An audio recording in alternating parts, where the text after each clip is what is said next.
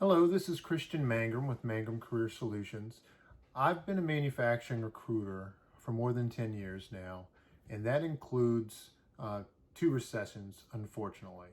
A lot of candidates in 2020 are asking me some similar questions to what they did in 2009, 2010, 2011.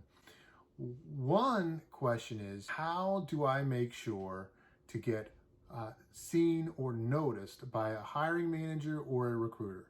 How do I make sure they find my information for jobs that I'm interested in? So I have some tips today to help and make sure that you are at least seen or picked up. Your resume is in front of a decision maker.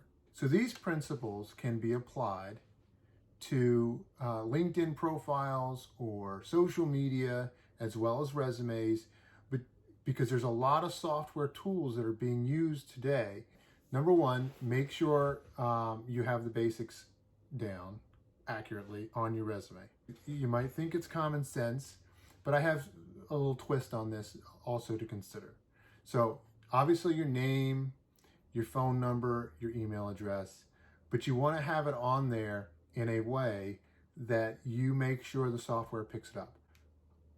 One of the things that I've noticed over the many years and many resumes I've looked at, sometimes when applicants apply for a role or they're in a database somewhere, they're not parsed properly. For example, the name is messed up, or it doesn't pick up on the phone number, it doesn't pick up on the email address. A lot of times it has to do with the fact that the person who created the resume put all that information in a header or a footer, okay?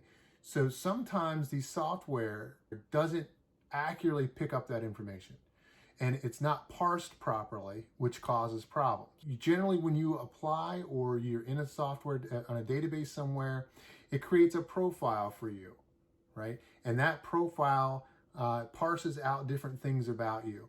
And you want to make sure that it's parsed accurately so that folks can find you. For now, make sure your personal information is not in the header or footer, because sometimes the software doesn't pick that up properly. Also, with the basic information, make sure you have a location in there. You don't need to put your personal address if you're not comfortable. I get that. But you do want to make sure you have a location, city, state, right? Or zip code.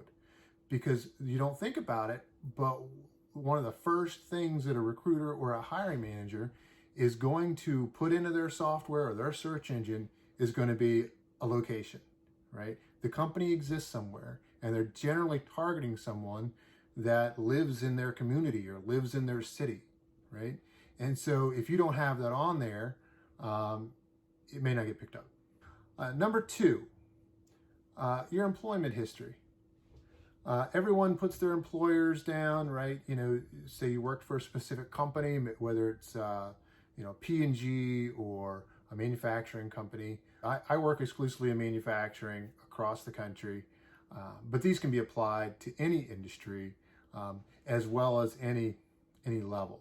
These can be applied to leadership as well as entry-level positions. In fact, a lot of new candidates early in their career will definitely want to pay attention to some of these things. So on the resume, make sure under your employers, you include the industry that those employers are in, the products that they make, right? Because when you have a potential hiring company or a recruiter, they typically are looking for someone with prior experience in a particular industry. Or if you're an automotive company or you're a machining company and you're looking for someone who has a background in machining or has worked for machining companies, that's a great place to identify that you've worked with similar companies, right? That will get picked up in this software. So make sure you include the industries you've worked in as well as the types of products that you've worked with.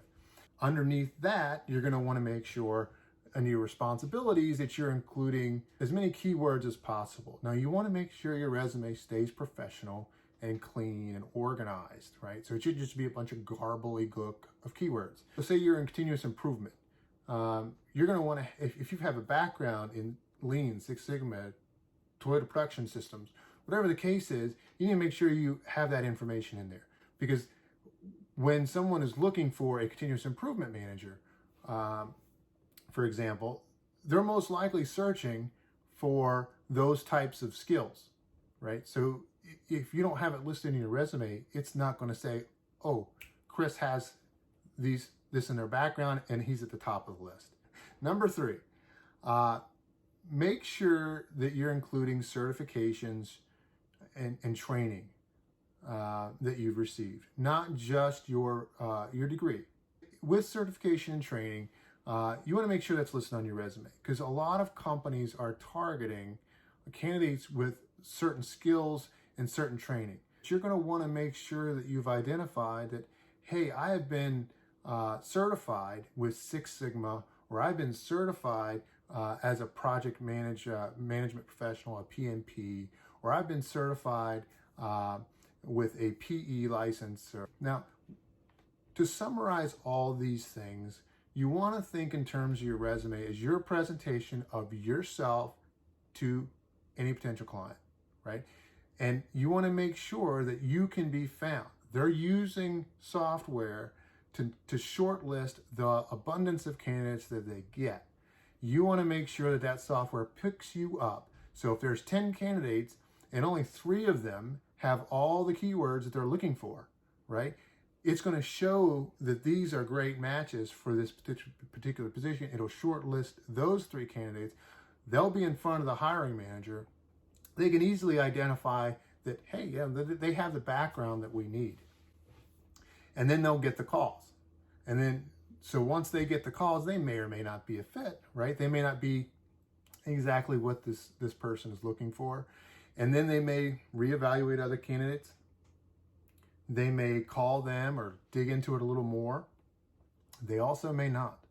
So I would certainly recommend that you do your due diligence, take a little time on the resume, and make sure that it has all the things in it that makes it almost impossible for you not to be found. Say if a company you're targeting in a certain city is looking for a certain person's with this background, that it's easy for any software or any person to notice that. One of the things that I would add to that is make sure that a software can read your resume.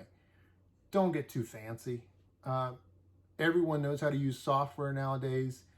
Just use a PDF or a Word document, something that you know every company has the software or the ability to read and parse and pull into their system without errors, something that's not going to kick out.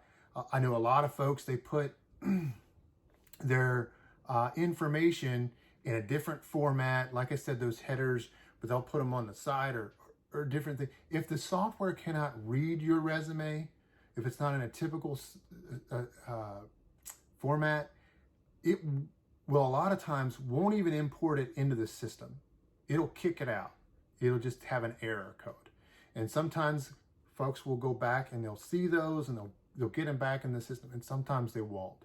Remember, the idea of a resume is to make sure you get a call. It's not to get you a job, it's to get you to the next step.